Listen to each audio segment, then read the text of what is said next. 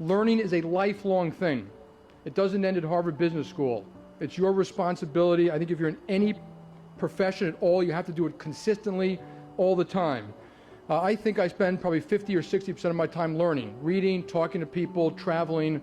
It's the only way you can keep on top of this global world of ours. And it's even tougher now because of the globality of the businesses you're all going to deal in. How? Reading is the most important one. But the second one, which is often forgotten, is talking to other people. You can learn more from speaking to people in 15 minutes than if you spent your life doing something. They can explain it to you, and you can learn from watching people. You also are going to learn by, I'm going to call it imitation, but by watching other very good people and how they operate in difficult circumstances. I learned a lot of things what not to do and a lot of things what to do by watching other people. There is already a book on you.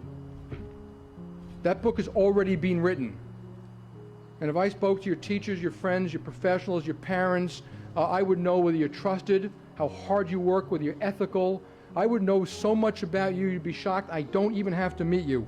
So that book is already growing. You write the book you want the way to be written. You actually have that choice. And you can do it as you want now. Don't let others write it.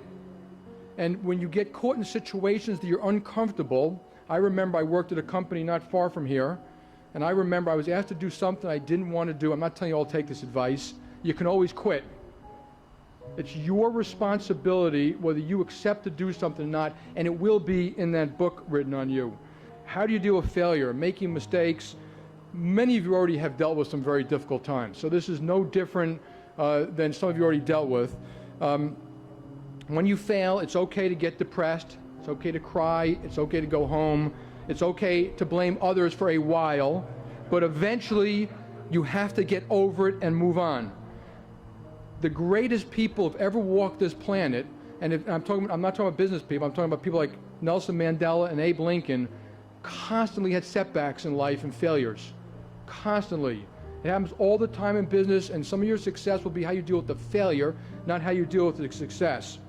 When I get introduced, I always get introduced that 1998 I was the president of Citigroup, and in 2000 I took over Bank One. I was fired in 1998. So I went a little bit of experience like this, and it's a painful thing. My boss, who had worked for 15 years, called me in and said, we want you to resign. To which I said, okay. I went home, I told my wife and children, I called my wife up and said, Judy, I'm going to tell you something, I'm not kidding, because I always make jokes about things like that. But I wanted to make sure the kids were fine. I went home, I have 3 wonderful daughters, they were much younger then. I said, the youngest one said, Dad, do we have to sleep in the streets? I said, no, hon, we're okay. The middle one, who just graduated Barnard, said, Dad, can I still go to college? I said, yes, dear, you can. And I knew things were fine when the oldest one, who was going to Harvard Business School, said, Dad, can I have that little cell phone you have? You won't be needing it.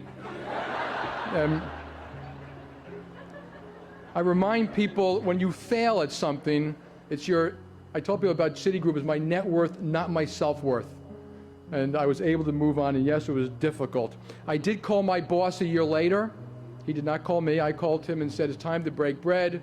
We went to lunch together. I told him that I didn't think he did the right thing for Citigroup, which is pretty obvious at this point. But I told him the mistakes I made. And whether it was 40, 60, or 60, 40 wasn't important. I wanted to learn from the experience and move on. He acknowledged my mistakes. You had better be a little tough in this world of ours because you will be criticized when you take jobs of leadership, and almost any job. And so you have to grow a little bit of a thick skin. At one point, when Secretary Hank Paulson, Secretary of Treasury of the United States, was getting a lot of criticism, and Tim Geithner, about some of the things they were doing in a very difficult environment, I called them up and read them a Teddy Roosevelt quote, which I hope you should all remember, or took all the students here. And it was something like the following, that the credit does not go to the critic in the stand. It goes to the person on the field, bloodied and bruised, striving to achieve something. And I think that that's very true, so that when you get the criticism, let it go off your back. And I think we should remind ourselves when it comes to mistakes, a lot of what's going to happen in the next 25 years to you, it's not just your skill, there's luck involved. So don't get too exuberant when you do well, and don't get too depressed when you don't. Number 4, to thine own self be true. You have to fight self-deception. Human beings are experts at it. I do it all the time. It's one of my favorite things to do until people bring me back to earth. Very often, who brings you back to earth? Very often it's your friends, your spouse. We all do the same kind of thing with friends and spouses. We come home, we tell them how we were treated and why that person treated us so badly, and they agree with us. So it's very important you try to step out of those situations and try to understand yourself deeply. I'm going to give you 2 examples about, this is more personal, it may relate to some of you here, about myself. When I was in 5th grade, my teacher made a sign that said self-control, and she put it on the desk facing me. That went on for many, many years, and it wasn't until I was 45 years old that I realized that anger is a bad thing. And that people used to say when I was younger, that was a well-placed blow of anger, well-timed and well-delivered. It was never deliberate. It was just a welling up of anger. Usually I had to apologize. In fact, at one point, someone gave me a box of cards, which all I had to do was fill in the day. And the card said, "Hello, my name is Jamie Dimon. I'd like to apologize in advance for my behavior on the day of X." And so anger always backfires. It hurts people. You have to apologize all the time. It's better to skip it.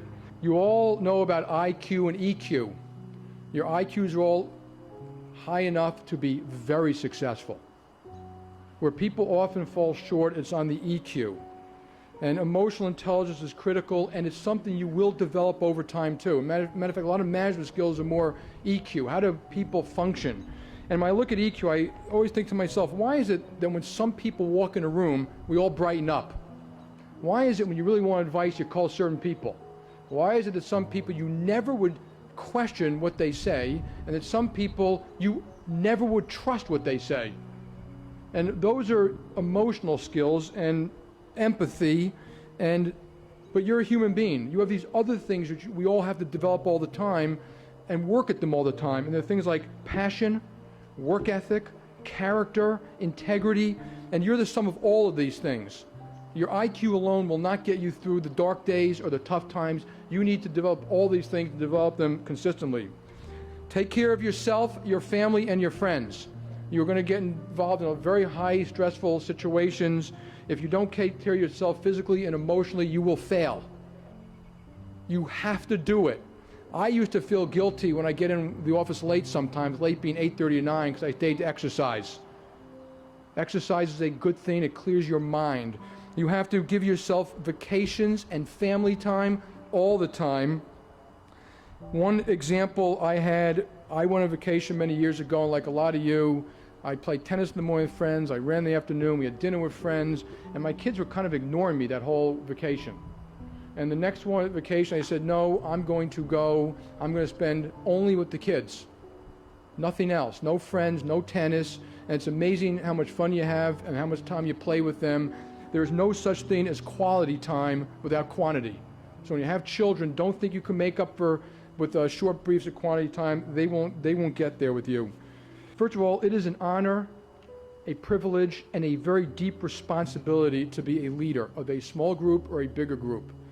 You have to remind yourself, if you make a mistake, and I worry about this all the time, I can hurt a lot of people. And I'm not talking about just shareholders. I'm talking about customers, communities, employees, parents. We have to lay off people. So that's what I worry about every single day. It is personal. I hear all the time that people say it's not personal, it's just business. It is personal. I want to do a great job for this company, this team. I bleed JPMorgan blood. I don't like it when people act, I see this all the time, like it's a third party they're talking about. It is not a third party. I wear the jersey of this company. I want patriots. I want people who are going to fight for it and do the right thing all the time.